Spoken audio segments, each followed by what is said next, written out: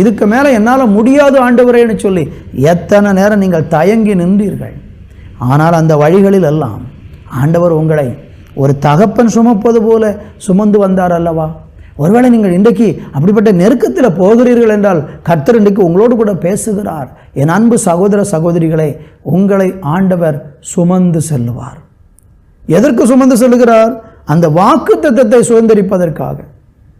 தேவன் உங்களுக்கு சொன்னதை நீங்கள் அடைவதற்கு, உங்களை அந்த இடத்துல கொண்டு போய் சேர்ப்பதற்கு, அந்த ஆசீர்வாதங்களை நீங்கள் காண்பதற்கு, உங்கள் ஊழியத்தில் நீங்கள் உங்களுக்கு கொடுத்திருக்கிற அந்த வாக்குத்தத்த நிறைவேறுதலுக்கு நேராக, அந்த எழுப்புதலுக்கு நேராக கர்த்தர் உங்களுக்கு சொன்ன அத்தனை தீர்க்க தரிசன வார்த்தைகள் நிறைவேறுவதற்கு ஏதுவாக உங்களை ஆண்டவர் ஒரு பிள்ளையை சுமந்து கொண்டு போகிறது போல அவர் சுமந்து கொண்டு போவேன் என்று வாக்கு பண்ணுகிறார்.